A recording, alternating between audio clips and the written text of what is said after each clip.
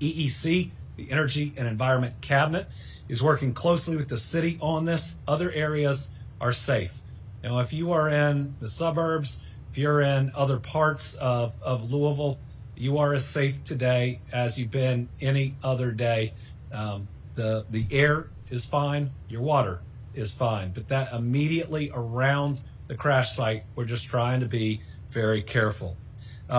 In new news today, following yesterday's events, I'm declaring a state of emergency to help us deal with this plane crash. It allows us to move resources more quickly through emergency management and the Kentucky National Guard. It allows state resources to be used also through our agencies to be readily available, including disaster resource management, expenses related to response, and more, as well as reimbursement. It's going to help to make sure that groups that are already limited in terms of their funding can get some immediate or short-term help as they wait for reimbursement for the costs that they've expended. Additionally, I've taken action to establish the Team Kentucky Emergency Relief Fund to help those affected by this terrible event. The URL for this site is going to be on the screen. Similar to previous storm disaster funds, every dollar donated will go directly to those affected. In fact, what we've done is we've gone and amended the Team Kentucky Storm Relief Fund to now allow families impacted by a disaster like this to also benefit from the generosity of Kentuckians. Remember, the first thing that we pay for out of these funds are funerals, so that in a time of grief, nobody is worried about that. In Kentucky, we grieve together and we support one another. Donations will help pay for funerals and for response, recovery, and rebuilding. All right, while Kentucky is responding to this crisis in Louisville following yesterday's deadly plane crash, we must also remember the challenges that our families are facing due to a lack of SNAP benefits brought on by the Trump administration. This is a program that was under attack early by the president following the big, ugly bill. That's why in June I wrote a letter to Kentucky's congressional delegation urging them to consider the harmful impacts of this legislation and how it would hit our people, because SNAP is crucial for Kentucky. In our Commonwealth, over 600,000 Kentuckians rely on SNAP. That's 1 of 8 of our people, many of which are kids.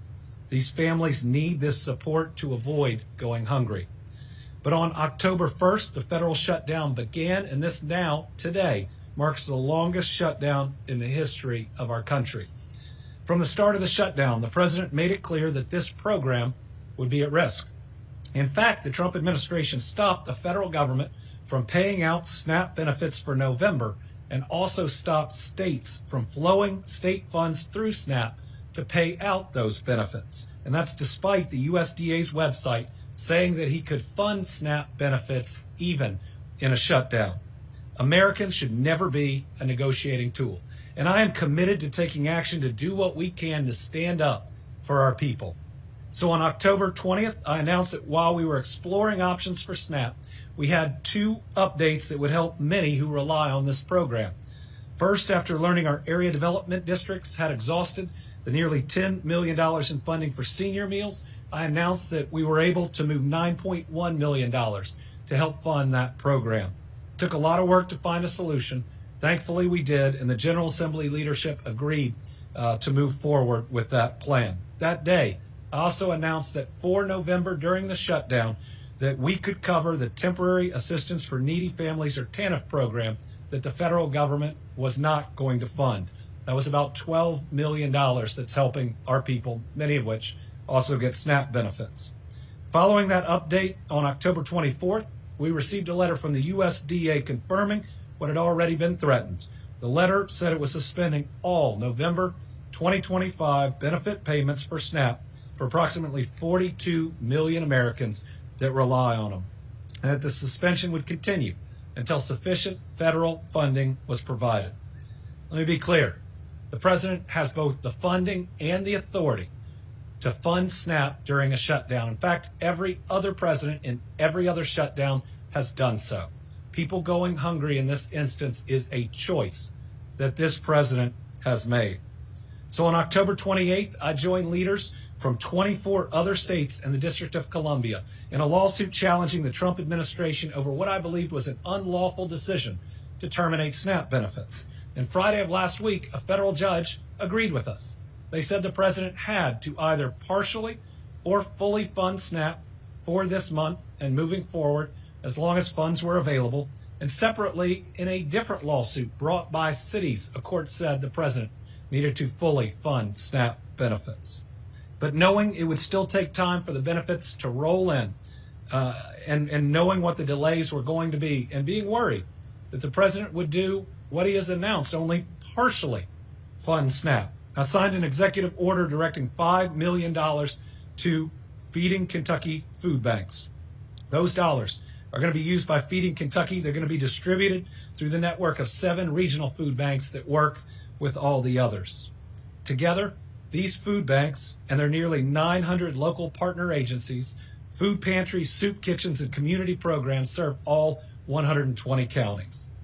Only yesterday did our Cabinet for Health and Family Services receive the guidance from the USDA that partial payments will be made, though that came around the same time President Trump posted on Truth Social saying SNAP benefits wouldn't go out. And that's a nice tamed down summary of that post. But today we've received confirmation from the federal government that they will begin processing payments tomorrow. Kentucky is ready, willing, and able to work around the clock as quickly as possible once funding is received. It's important to remember SNAP benefits are typically staggered through the month, and therefore payments will be too. But I can assure you our teams will be working day and night to make it happen. But knowing the benefits aren't there yet, and recognizing the strain on families and on food banks who are stepping up more than usual, I'm taking another step today. I have authorized the Kentucky National Guard, the best guard in the country, to assist in staffing food banks as needed. What this means is that every dollar we're providing to the food banks can go towards purchasing the food, and that we can provide the extra staffing that's needed as they see a surge of families coming in. It'll help ensure Feeding Kentucky and their partner food banks can focus on distributing meals without the hardship of finding additional staff. As the federal shutdown continues, we're also thinking about all the ways that federal workers face hardships, and we're doing what we can to help. One way we're doing this is by urging insurance providers to continue coverage for federal workers so they don't lose that coverage. More than 23,000 Kentucky families are experiencing a loss of income due to the shutdown, something that is no fault of their own. Remember, many have not been paid since mid-October. It's incredibly unfair for them to fear losing coverage on top of concerns about paying rent or groceries or doctor's appointments. In a bulletin we released yesterday, we encouraged insurers to implement the following protective measures for policyholders who are federal employees. Number 1, postpone or withdraw termination of coverage notices that have occurred during the shutdown. Continue that coverage for those federal workers with unpaid premiums for at least another 30 days or 30 days after the shutdown ends. Give our people the time to receive their paychecks and make their payments. Number 2, I'm also asking for federal employees to have more time to make payments on premiums and other charges. Insurers are allowed to extend payment periods for Kentuckians in this type of situation. That way, our federal employees can still get services during the shutdown and have more time to pay. I'm also asking for these companies to allow more time for repairs, giving Kentuckians more time to pay for necessary repairs. So if during a routine home inspection, an insurer notes a problem with the roof, the insurer will usually give a time frame that the Kentuckian has to make repairs to that roof. If the repair isn't made within the time frame, the policy's canceled, and that Kentuckian now doesn't have coverage. We know that it's unfair at a time when people aren't receiving a paycheck through no fault of their own to lose coverage for a repair that they don't have the dollars to pay for. So we're asking for those repair times to be extended. Kentuckians with a loss of income due to the shutdown who are threatened with policy cancellations can contact the Department of Insurance for more information.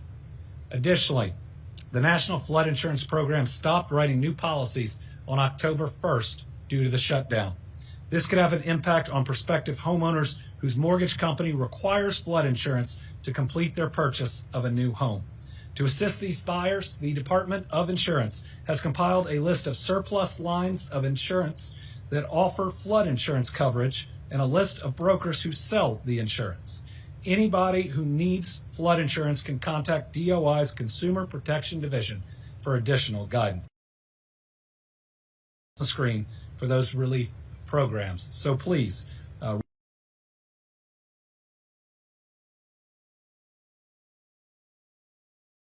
are thinking about safety. We're taking an additional step today to make Kentuckians safer. We have seen 3 straight years of decreases in drug overdose deaths, thank God. Last year, we saw our overdose deaths drop by 30%. We're going to our people. That's why this week, my administration is taking action to classify a dangerous form of kratom as a Schedule I narcotic. This will make the sale, distribution, and possession of this form of kratom illegal. This is a powerful and addictive drug that has no place in Kentucky. Because of this action, law enforcement and regulatory agencies can get this drug out of communities. Earlier this year, I took the same step with a drug called Designer Xanax. Every step we take to help protect the lives of our people and to continue to make progress in our fight of addiction is worth it. For those struggling with addiction, please remember there's help. Please visit findhelpnowky.org. We care about you. We love you. Help is right there. All right. Also, this last Saturday, we lost one of Kentucky's great leaders, our first and only female governor of Kentucky, a friend of mine, Governor Martha Lane Collins. She was a powerhouse, transforming our Commonwealth through major accomplishments, like bringing Toyota to U.S. site, and still, it's the largest Toyota manufacturing for us to build a strong future on, and her legacy will continue to benefit Kentucky families for generations. She was a proud Kentuckian, and she'll be greatly missed. As a kid, I got to see her in that role and the strength in which she governed. I remember getting the opportunity to go over to the governor's mansion. She had a dog named Jinx, but just a great person who later would provide good advice, a lot of support, and would continue the great foreign direct investment ties she had to benefit. Brittany and I are praying for her husband, Bill, for Steve, her son, the entire family, as we remember this remarkable leader who made honor Governor Collins are still underway, and we think we'll have more information in the next day or so. For now, we know that the former governor will lie in the old state capitol this Sunday, with the public able to pay their respects from noon until 3 p.m. We should have more information soon. Finally, our Team Kentucky All-Stars, over the last 5 years, we have been hit by a pandemic, by natural disasters, by mass shootings. We've been hit with a lot. And I think there's a saying that God saves his toughest challenges for his strongest soldiers. And I always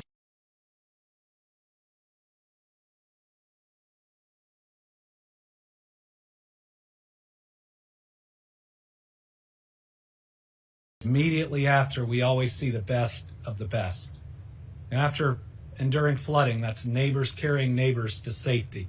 And certainly during this disaster, during this plane crash, it was a surge of brave, of well-trained, and of skilled first responders that took on a raging fire and have rendered the area so much safer in a very short period of time. They show everybody that you can come from, 15, 20 different fire departments, different groups, and you can work together seamlessly. 50 different fire trucks putting out the flames and then bravely walking through a dangerous area, going from what used to be a building to another what used to be a building, trying to find people. I got to watch the footage from the helicopter in real time, while that fire was still going on, of brave men and women moving through the area, trying to find people that needed help. So listen, our Team Kentucky All-Stars today and every day are all these first responders, both at the site and who do the planning and the execution off-site. The Louisville group, emergency management, everybody they work with, all on a first.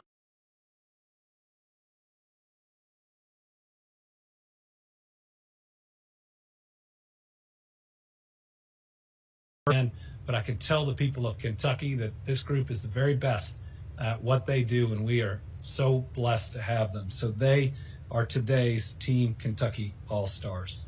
All right, we've got a couple of journalists that are with us in the room today. We also have about 4 on the line. We'll start with Carolina from WLEX.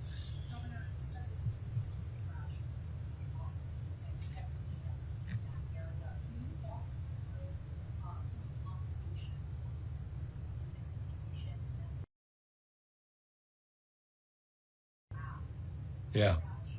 So right now, we are tracking 9 fatalities. Will grow by at least 1. There were 3 crew members, and we don't have confirmation. We're very worried about each of those. Individuals, if not 7, outside of the crew that were impacted. When you look at where the plane hit, thankfully it missed that restaurant. And by the way, they've opened up their restrooms in their facility for first responders. Asked about having your facility and everybody inside wiped out.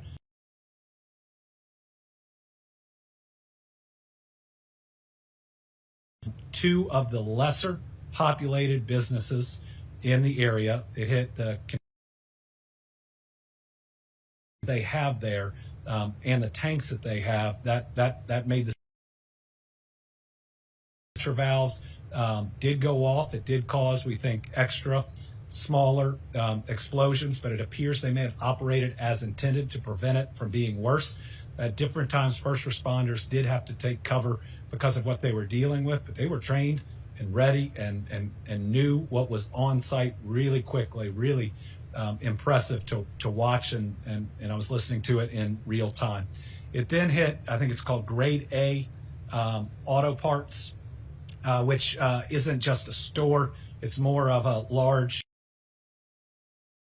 of cars. I don't know if it's a pick-apart, but it looks like one of the pick-apart yards, at least from overhead. So not as densely populated as a number of the other businesses would be. Now, there are some other, we believe, small businesses there, and there are a number of buildings that were fully destroyed or partially destroyed. Was complicated by that, but man, these groups got in and got control of this much faster than I think most people would have believed was possible.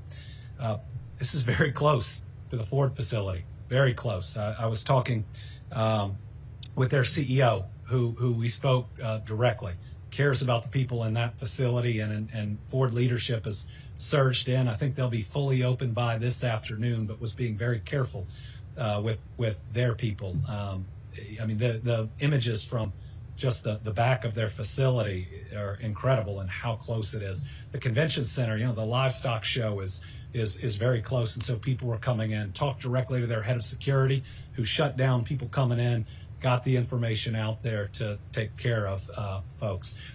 Louisville Emergency Management did a really good job, first with the 5-mile radius, but then very quickly being able to see where the smoke was going and give a smaller radius for that. And now it's down much tighter. And then we are doing water testing right now in and around the area. And everybody can rest assured that we're going to use all the best science for that and be able to tell them when everything is safe. It's hard to lose 9+ people and consider yourself lucky. And I don't think we're lucky, but it could have been much worse. Do we have Lachlan?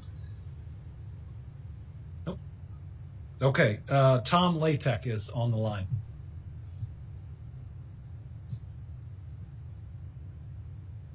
Thank you, Governor. I had to jump and get the unmute button there.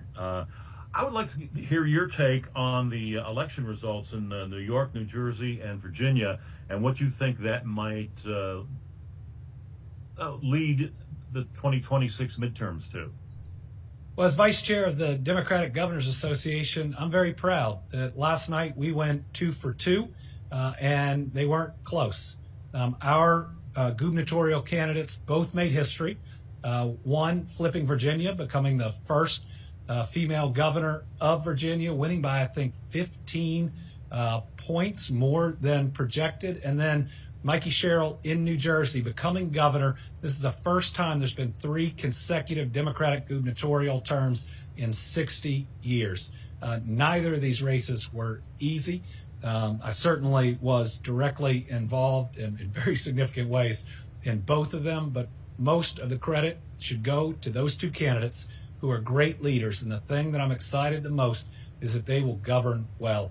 But what you saw across the country were Democrats winning in city council races in South Carolina, statewide PSC races in Georgia. You saw the New York race and many others. And I think it says 2 things. Number one, the American people are so concerned about the American dream slipping away. They are looking for candidates that are focused on their everyday concerns and needs, and that starts with their job and whether they can afford what they need to feed their family, maybe take them on a vacation every once in a while, the ability to afford that next doctor's appointment, to be able to travel safe roads and bridges, to know the school they drop their kids off at is a quality school, and they want to feel safe in their neighborhoods.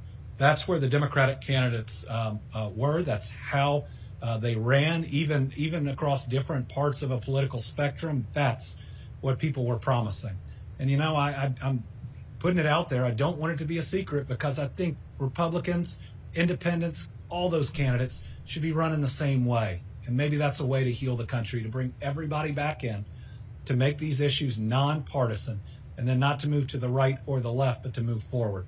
But I think the other thing we saw was a very clear statement that politically, President Trump has been a failure in his first year of his second term.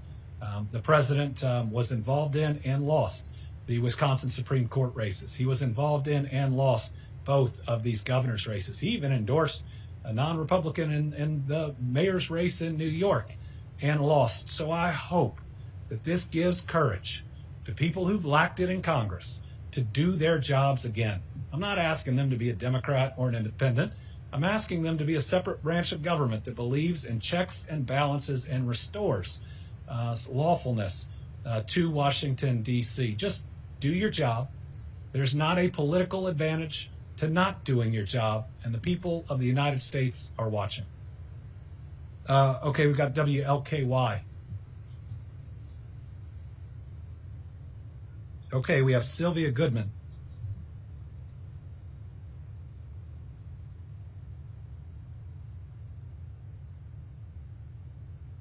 All right, we have Liam from the Kentucky Lantern.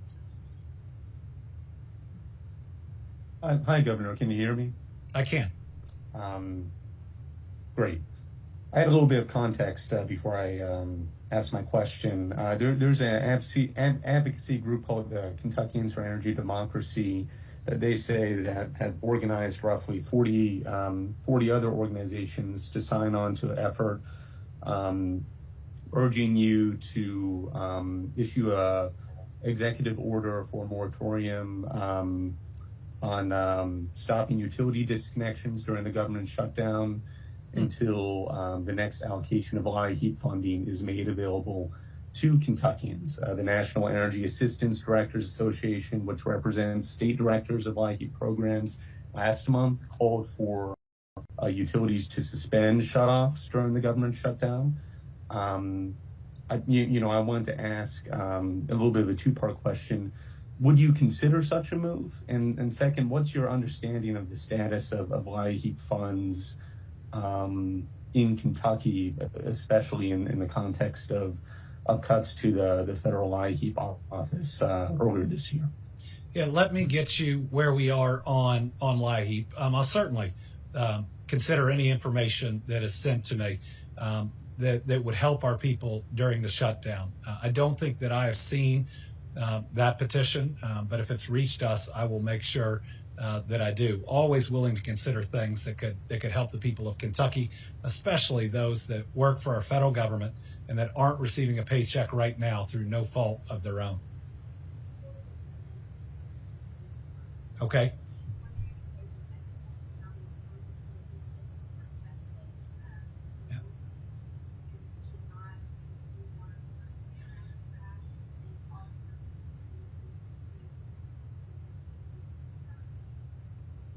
What's the last? Okay. So Sylvia Goodman is asking, do we have an estimate of homes, businesses in the area that are in the radius for water? I believe Louisville Emergency Management is putting out that information directly, both on social media and working to do it directly. Now, this is not a densely populated residential area. It is almost entirely an industrial area that is impacted. At least 2 businesses have been massively hit, and we'll try to get a number of the others around them. Certainly, we've got enough people on the scene where we ought to be communicating directly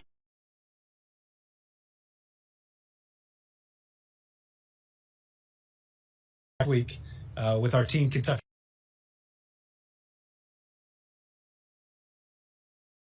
Week then, and a double dose of good news will be something that we all deserve by that time. Please pray for these families. We've been hit a lot in the Commonwealth, but we are strong. We are also kind. Let's make